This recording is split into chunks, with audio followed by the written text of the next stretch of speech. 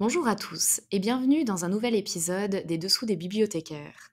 Aujourd'hui, une lecture croisée de Une fille facile de Louise O'Neill et Viol, une histoire d'amour de Joyce Carol Oates.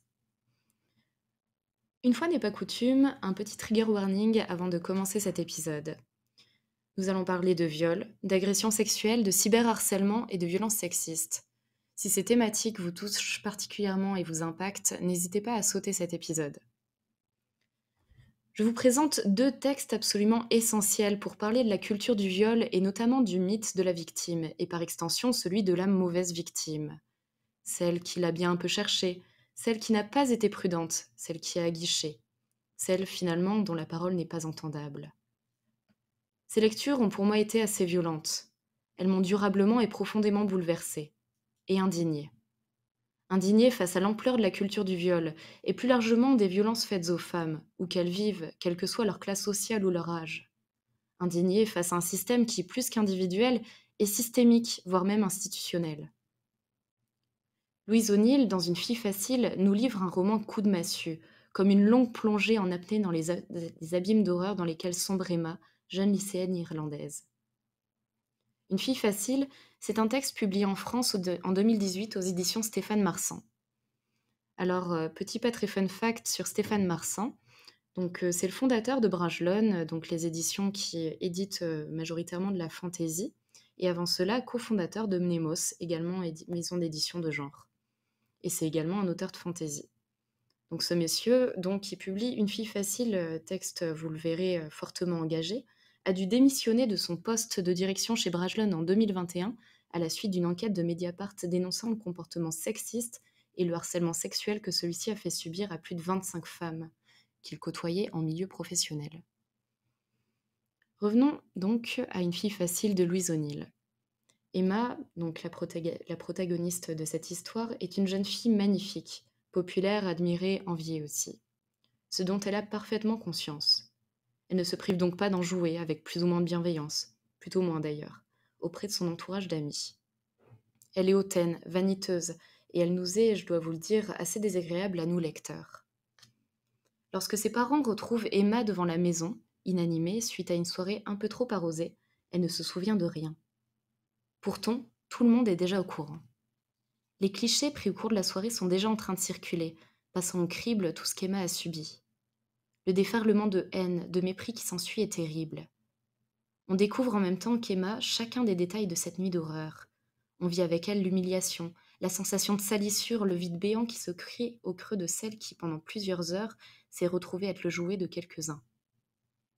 On suit le cheminement d'Emma, mise au banc de la société et de sa famille, qui tente de traduire en justice ses agresseurs, non sans peine, et c'est un euphémisme. On assiste à un renversement de la culpabilité, de la responsabilité. Peu à peu, et c'est déchirant, c'est Emma qui devient la fautive. Aux yeux des observateurs et des commentateurs, par sa quête de justice, elle brise la vie de ses agresseurs. Louise O'Neill, finalement, met en lumière la double peine que subissent les victimes de viol. Celle du viol en lui-même et le renversement de la culpabilité induite par le système même de la culture du viol. De victimes, elles deviennent fautives, car tout est bon pour excuser le comportement des violeurs. La tenue vestimentaire, l'attitude présumée, voire même la biologie. En tant que lecteur, bien sûr, on est révolté. Mais surtout, on est pris de nausée, car ce n'est pas qu'une histoire, c'est une réalité. Une réalité qu'on retrouve dans les abus de langage, comme cette tenue, c'est un appel au viol. Dans l'éducation que l'on donne aux petites filles et aux jeunes filles, fais attention à l'heure à laquelle tu sors, n'est pas une attitude provocante. Mais également dans le traitement judiciaire dévolu à ce type d'affaires et au récit médiatique qui y est associé. Le deuxième roman dont je souhaitais vous parler aujourd'hui a été écrit par l'immense Joyce Carol Oates et s'intitule Viol, une histoire d'amour. Alors évidemment, ce titre interpelle. Il y a une antithèse frappante entre l'acte du viol et l'idée d'une histoire d'amour. Car, et je vais enfoncer une porte ouverte, le viol se rapporte à des rapports de domination, de destruction de l'autre, et jamais, au grand jamais, à une histoire d'amour, ou même à minima de sexe. L'entrée en matière du roman est violente, radicale. C'est le 4 juillet aux États-Unis. Feux d'artifice, match de baseball, musique, fête dans la rue chez les particuliers et dans les bars. Tina Maguire et sa fille de 12 ans ont célébré le jour de l'indépendance chez Casey, le copain de Tina. Celle-ci a un peu bu, beaucoup dansé, puis a réveillé sa fille Betty qui s'était endormie sur un canapé.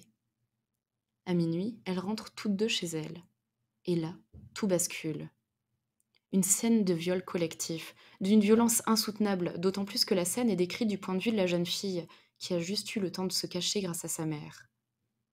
Après cette scène de viol particulièrement atroce, en tant que lecteur, on se dit que, tout comme la victime, on a passé le plus difficile. Que la suite ne peut être, au vu des circonstances, que compréhension, compassion, gestes et paroles d'humanité. C'est bien mal connaître Joyce Carol Oates et c'est bien mal connaître la société qu'elle décrit. Et c'est là que la lecture devient de plus en plus terrible. Les rumeurs nauséabondes fleurissent dans la petite ville. Cette Tina un peu marginale, n'a-t-elle pas eu ce qu'elle voulait? Elle le cherchait, cette garce, habillée comme une pute. Tina, fatiguée, qui avait eu la malheureuse idée de traverser le parc pour gagner du temps. Qui sait ce qui se passait dans ce parc en pleine nuit? À partir de là, pour Tina, face à ses agresseurs, ce sera, comme bien souvent, sa parole contre la leur. Et la parole de Tina ne pèse pas bien lourd. Elle ne fait pas partie de l'establishment, elle. Il leur faut subir les ragots, les réflexions malveillantes. Voir les violeurs rouler sur leurs fenêtres, les provoquer en toute impunité. Elles ont peur, la petite fille particulièrement qui craint que les coupables reviennent finir leur travail de démolition. Elles doivent subir les horreurs déversées par la presse à sensation, prête à tout pour vendre du papier. Il leur faut également subir le procès, pendant lequel rien ne leur sera épargné. Tout revivre, faire face à un avocat de la défense particulièrement vicieux, qui s'appuie sur les pires ressorts de la culture du viol pour instiller le doute dans l'esprit de l'auditoire. L'inversion des rôles, au final, est totale. Quelques mots quand même sur l'écriture. Joyce Carol Oates utilise une grande économie de mots, un langage à la fois cru mais une façon pudique de suggérer l'horreur plus que de la décrire avec force de détail. Et une forme particulière avec l'emploi de la deuxième personne du singulier. On a l'impression que Joyce Carol Oates s'adresse directement à la jeune fille, à la fille de Tina Maguire.